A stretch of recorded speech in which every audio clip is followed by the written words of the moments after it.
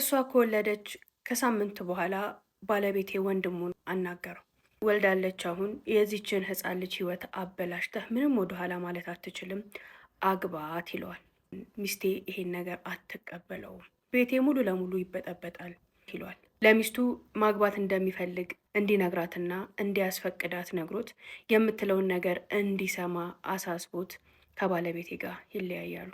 ልጆቼ ለአባታቸው ስጦታ አዘጋጅተው እኔም ሆነን እሱ ሳናቅ የሆነ ቀን ማታ ላይ ወደ ቤት ሲመጣ ፊት ለፊት አገናኙን። በጣም ነበር የደነገጥኩት። አባቢ በቃ ማሚ በወቅቱ ስሜታዊ ሆና ተሳስታ እንደዚህ አይነት ነገር ውስጥ ገብታለች። እኛ አንተ ላይ እምነት አለን። እኛ ልጆቻችሁ ደርሰን በመካከላችሁም ሌላ ሽማግሌ አይገባም። ይቅር ተባባሉ። ሁለታችሁ ስትኮራረፉ እኮ ቤቱ ይጨንቃል፣ ይጨልማል እያሉ ከግራ ከቀኝ አዋከቡን። ታረቃለሁ፣ ችግር የለብኝም። አንድ ቅድመ ሁኔታ ግን እናንተም ሆናችሁ እሷ እንድታቅ እፈልጋለሁ። ወንዶቻችሁም ሆናችሁ ሴቶቻችሁ የኔ ልጆች ይሄን ነገር እንድትረዱትም አስጠነቅቃችኋለሁኝ አለ። ንገረን እሺ ምንድን ነው ይሉታል። መቼም ማግባት ከፈለግኩኝ አገባለሁ። እሷ ልትይዘኝ ልታስፈራራኝም ልትቆጣጠረኝም ከዚህ በኋላ እንዳትሞክር። አያገባብኝም ብለሽም እንዳታስቢ። ካገባም እሄዳለሁ ከሱ ጋር አልኖርም ብለሽ ምታስቢ ከሆነ አሁኑኑ መለየት እንችላለን። አላህ የሰጠኝ ፍቃድ ነው፣ መብት ነው። እኔ ከፈለግኩኝ እኔ ካመንኩኝ በፈለግኩት ሰዓት ሀቅሽን እስካላጓደልኩኝ መብትሽን እስካልነካው ድረስ አገባለሁ።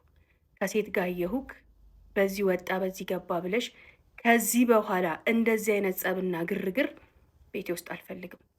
ባሌ ተፈቅዶለታል። በየትኛውም ሰዓት እሱ ከፈለገ ሀቄን አያጓድልብኝ እንጂ ማግባት ይችላል የሚለውን ነገር አምነሽ ስትቀበይ አብረሽ ኑሪ። አይ ይህንንማ አልቀበልም፣ እንደዚህ አይነት ብጥብጥና ሁከት አስነሳለሁ ምቲ ከሆነ አሁንም ጀምረሽዋል፣ ጨርሹ። አሁን ለማግባት ፍላጎትም እቅድም የለኝም። አንቺን ፈርቼ ምናምን ሳይሆን ግን አላህን ፈርቼ ነው። ነገ እሱ ፊት በሁለት ሴቶች ሀቅ መጠየቅ እችላለሁ ወይ፣ ያንን ሀቅ መሸከም እችላለሁ ወይ የሚለው ጭንቀት ብቻ አሁን ላይ እንዳስቆመኝ ማወቅ አለብሽ እንጂ አንቺ ባደረግሽው ነገር የዛን ዕለቱ ማታ ሄጄ ሴት ብፈልግ ደስ ይለኝ ነበር። ይሄን ነገር በእናንተ ፊት ነው ምነግራት። ሴት ልጆቼም የባሎቻችሁ ፍላጎት እስካለው ድረስ ሀቃቸው መሆኑን አምናችሁ ተቀበሉ። ገና ሁኑኑ ሳታገቡ። ወንዶቹም እንደዚህ አይነት ፍላጎትና አላማ ቢኖራችሁ ወደፊት ትዳራችሁ ላይ ስታገቡ ጀምሮ ነግራችሁ አስረግጣችሁ አግቡ። በፍጹም ዚና ውስጥ እንዳትዘፈቁ። በቀጥተኛው መንገድ ትክክለኛውን ነገር የማድረግ ወኔ ይኖራችሁ። ይኸው በእናታችሁ ፊት ነው የምነግራችሁ ብሎ እንቅጩን ተናገረ። ምን ልበል? ዝም አልኩኝ። በልጆችሽ ፊት ሀሳብሽን ተናገሪ ያለኝ። ምን አሁን ለማግባት ሀሳብ አለ? ፕላን አድርጋል ወይስ ለምንድን ነው እንደዚህ አይነት ወሬ የምታወራው አልኩት። እስከ ዛሬ ድረስ አልነበረኝም፣ ከዚህ በኋላ ግን ሊኖረኝ ይችላል። ሰው ነኝ። ለአንዴና ለመጨረሻ ጊዜ ነው ይህን ነገር ይቅርታ ማድረግልሽ። ማፈልጊ ከሆነ አሁን መወሰን ትችያለሽ። ፍቹን ጀምረሽው የለ አለኝ። ባለቤቴ እልሁና ቁጣው እስካሁን አልለቀቀው። ችክ ካለ ችክ ነው። አንድ ነገር እልህ ካስያዘው አድርጎ ማሳየት ይፈልጋል። እኔም በዚህ እልህና ቁጣዬ ከቀጠልኩኝ ይበልጥ ወደማልወጣው ጦስ ውስጥ እንደምገባ ባይፈልግ እንኳን እንዲያደርግ እንደምገፋፋው ገባኝ። እስኪ ያሰብክ ቀን የፈለክ ቀን እናስብበታለን፣ ችግር የለውም። ለአሁኑ ግን ይቅርታ አድርግልኝ፣ ወደ ሰላማችን እንመለስ። በጣም ይቅርታ። ከዚህ በኋላ ምንም ቢፈጠር ምን እንደዚህ አይነት ስሜታዊነት ግን አታይብኝም። የሚሆነውን ነገር በእርጋታ አስቤ እንወስንበታለን። ላለፈው ነገር ግን ይቅርታ፣ በጣም ስሜታዊ ስለነበርኩ እንደዛ ስሜታዊ የሚያደረገኝ ቀን የዋልኩበት ነገር ነው ብዬ እናቴ ቤት ስለተፈጠረው ስላወራ ነው ነገር ነገርኳቸው። ከዛም እኔና ባሌ ይቅርታ ተጠያይቀን ወደ ድሮ ሰላማችን ተመለሰ። የድሮ ፍቅራችን ግን አልተመለሰም። ባለቤቴ ሁኔታው በጣም ከንክኖታል፣ በጣም አበሳጭቶታል፣ አናዶታል። ሀውለት ከምነግርሽ በላይ የጠረጠርኩትን ነገር እውነት አድርጎት እልሄን ማስጨረስ ፈልጓል። እንደዚህ አይነት ሰው ነው፣ በጣም እልህኛ ነው። ታዲያ እኔም ይሄን ደካማ ጎኑን ስለማቅ እንዳንዲት ጎበዝ ብልህ ሚስት ባለቤቴን እንዴት ታርጌ እንዴት ተለሳልሼ ተናንሼ ወደ ቀድሞ ፍቅሩ ወደ ቀድሞ እዝነትና ለኔ ወደ ነበረው ክብሩ መመለስ እንዳለብኝ አውቃለሁ። ሌት ከቀን እሱ የሚያስደስተውን ነገር በማድረግ እሱን በመንከባከብ ቢዚ ሆንኩኝ። አላህ ይስጠው፣ እሱም አላሳፈረኝም። ይቺ ልጅ እኔ ቤት መታ አራስነቷን በምታሳልፍ ሰዓት በደንብ ሲመቻት እያበበች አበባ እየመሰለች መጣች። እኛ ቤት ውስጥ ጥብቅ አድርገን ነው ልጆቻችንን ያሳደግናቸው። የሐራም ግንኙነትን እንዲፈሩና እንዲጸየፉ አድርገን ነው ያሳደግናቸው። ይቺ ልጅ ግን ቤቴ እየዋለች ስታድር በሐራም አንድን ሰው ወዳ አፍቅራ ዚና ድረስ ደርሳ እርግዝና ድረስ ደርሳ ብዙ ነገሮችን ያየች ሴት ስለሆነች ለልጆቼ ፈራሁ። ምናልባት የዚና ጉዳይ ልባቸው ላይ እንዳይቀል ከእሷ ጋር ገጥመው ጓደኛ ሆነው የእሷ ደካማ ጎን ልጆቼ ላይም እንዳይጋባ በሚል ቀን ወደ ቀን እየተቀራረቡ በመጡ ቁጥር በጣም ፈራሁኝ። ከዛም ባለፈ ይቺ ልጅ የልጆቼ እኩያ ናት። ወንዶቹ ልጆቼስ ቢወሰወሱ፣ ቢፈተኑብኝ፣ ቢወድቁብኝ እሷ እንደሆነ ለሐራም ግንኙነት ግድ የላት። እነዚህ ወጣት ልጆች ወደ አንድ ነገር ቢሳቡብኝስ ብዬ በጣም ስጋት ውስጥ ገባሁኝ። ሀውለት ከአራስ እስክትወጣ ድረስ ከቤቴ ውልፍት አላልኩም። ከአጠገቧ አልተለየሁም። እየዋለ ሲያድር ሴት ልጆቼም ከእሷ ጋር ያላቸውን ቅርበት በጣም እንዲቀንሱ ተቆጥቼ አስጠነቀቅኳቸው። ወንዶቹማ እሷ የተኛችበት ክፍል አካባቢ ዞር እንኳን አይሉ። ለሽንታቸው ወይ የሆነ ነገር ፈልጎ እንኳን ዞር ካሉ ሀውለት በቃ ልገላቸው። ምን ታረጋላችሁ? እዚጋ ምን ትሰራላችሁ? እንዲህ ነገር ፈልገን ነው ካሉ ሴቶቹን አትልኩም? እዚህ አጅነቢ ሴት አለች አይደለም?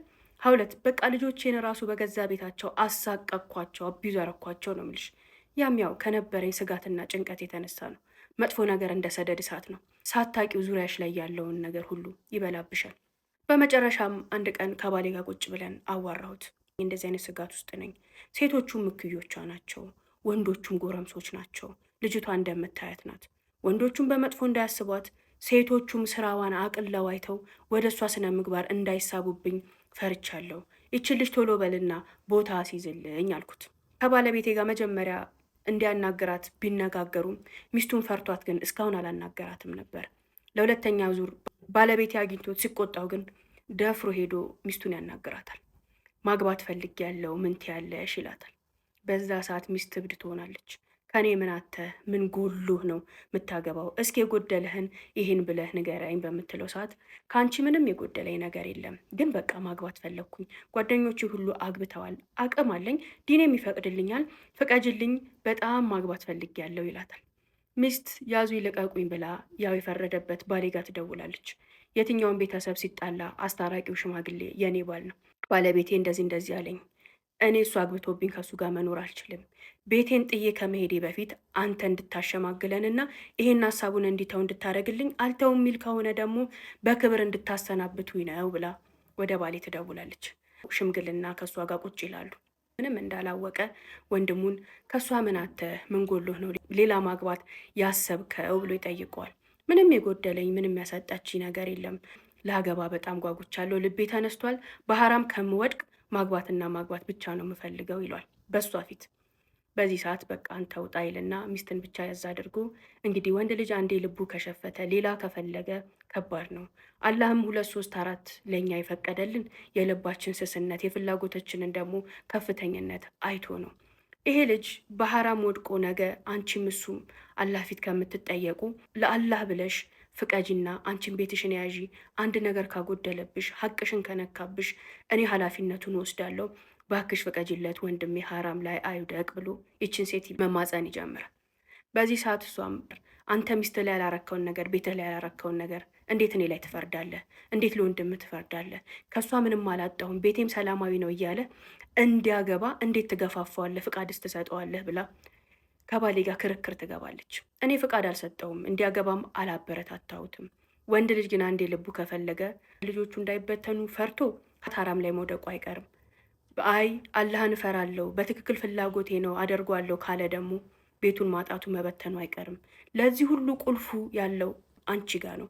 ለዚህ ልጅ ብፈቅጂለት ከሐራምም ትጠብቂዋለሽ፣ አላህን ፊት ምንዳሽን ትቀበያለሽ፣ ልጆችሽንም ቤትሽንም ከመበተን ትታደጊያለሽ። እባክሽ ይህን ነገር እሺ በይ። ከወንድሜ ጋር ከዚህም በፊት አውርተናል።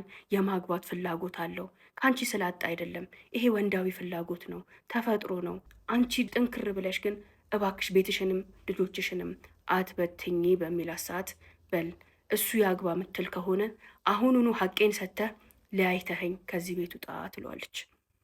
ባለቤቴ ሊያሳምናት ቢለምናት ቢጥር የፈለግሹ ይደረግልሽ፣ ይህን ነገር ብቻ እሺ በይ ብሎ እግሯ ላይ መውደቅ እስኪቀረው ድረስ ሊያሳምናት ቢሞክርም አሳፈረኝ አለችው። እሱ ያግባ ብለህ ምትል ከሆነ አሁኑኑ እኔና እሱን ለያይተህ ከዛ ዳረው ወንድምህን፣ በፍጹም ይሄን ነገር አልቀበልም ብላ ግግም ትላለች። ያኔም በቃ እሺ አንቺም አስቢበት ጊዜ ውሰጂና እሱም ሰብር ያድርግ ብሏት ይወጣል። ሁኔታው በጣም ከባድ ሆነ። እቺ ልጅና የባሌ ወንድም ከተለያዩ ከረዥም ጊዜ በኋላ እኛ ቤት ውስጥ እንዲገናኙና አንድ ላይ ሆነን በጉዳዩ ላይ እንድናወራበት ወንድሙን ይጋብዘዋል። ሀውለት እኛ ቤት የመጣ ቀን እዚች ልጅ ላይ ያየሁት ፍቅር ያየሁት ናፍቆት ልነግርሽ አልችልም። ይህን ሁሉ በደራ አድርሶባት ይህን ሁሉ ነገር አድርጓት እንኳን ስታየው ሰውነቷ ሲንሰፈሰፍ አይኗ እሱን ለማየት ሲንከራተት ይታየኝ ነበር። እሱም ላይ ለእሷ የነበረውን ፍቅር በግልጽ አይቻለሁ። እነዚህን ሁለት ሰዎች እውነተኛ ፍቅር አቆራኝቷቸዋል። ይሄንን እነሱ ቢክዱትም ሁኔታቸውን ላየ ግን ጥልቅ የሆነ ፍቅር ሁለቱም ጋር እንዳለ ያስታውቅ ነበር። አብሶ የሷ ይህን ሁሉ በደል ካደረሰባት በኋላ ለዚህ ሰው የነበራትን ስፍስፍነት ድንቅ አለኝ። እኔ ብሁን እንደዛ አደርግ ነበር እንዴ ብዬ ሳስብ ፍቅር ምን ያህል ኃያልና ከባድ እንደሆነ ብዙ ነገሮችን ይቅር የሚልና ያፈቀረውን ለማግኘት መስዋዕትነት የሚከፍል ጽኑ ነገር እንደሆነ በደንብ ተረዳሁኝ። ቁጭ ብለን ማውራት ጀመርን። ባለቤቴ ልጅቷን እንዲህ አላት፣ አጋባሻለሁ ብዬ ስሜታዊ ሆኜ በንዴት ውስጥ ሆኜ ቃል ገብቼልሽ ነበር። ሁኔታውን ሳየው ግን ከባድ ነው፣ እንዳሰብኩት ቀላል አይደለም። እኔ ቤት ውስጥ እንኳን በውሸት የተፈጠረውን ትርምስ አይተሻል። እኔ ሚስቴን ምንም ነገር እኔ ጋር ብታይ ምንም ነገር ይዤባት ብመጣ በትዕግስትና በእርጋታ ተቀብላ ገመናዬን ሸፍና ትይዘኛለች ብዬ እማምንባት ሴት ነበረች። ሚስቴ በጣም ኢማን ያላት ቻይ፣ አስተዋይ፣ መልካም ሴት ናት። ይኸው በፊቷ ነው ምነግርሽ። ይሄ ነገር ግን እማላቃት ሴት አድርጓት ሳይ እሷ ያልታገሰችው እሷ ያልቻለችው የትኛውም ሴት አትታገሰውም ብዬ እንዳምን አደረገኝ። አሁን የእሱን ባለቤት እሱም ሊያገባ እንደሚፈልግ ቢጠይቃት እኔም ብለምናት አሻፈረኝ አለች። ያ በጣም ሰፊ ቤተሰብ ነው። አዲስ ቤተሰብ ለመመስረት ብለን ትልቁን ቤተሰብ አንገነድስም። ስለዚህ ይቅርታ አድርጊለት፣ እኔም ቃሌን ስላልጠበቅኩልሽ ይቅርታ አድርጊልኝና የምትፈልጊውን ነገር ጠይቂን፣ እናድርግልሽ። ወጣት ልጅ ነሽ፣ ህይወትሽን ኑሪ፣ ህይወትሽን ቀጢ፣ ከዚህ ነገር ግን ውጡ። በዚህ ሰዓት እቺ ወጣት ልጅ አንገቷን አቀርቅራ ስቅስቅ ብላ ነበር የምታለቅሰው። ምን እናድርጋት? ንገሪን፣ ምንድን ነው የምትፈልጊው? የፈለግሽው ይደረግልሽ አልናት። እኔ ሰርቼም አላቅም ወጥቼም አላቅም፣ ምንም የማውቀው ነገር የለም። ከቤተሰቤም በሱ የተነሳ ተቆራርጫለሁኝ። ገና ተማሪ ነበርኩኝ።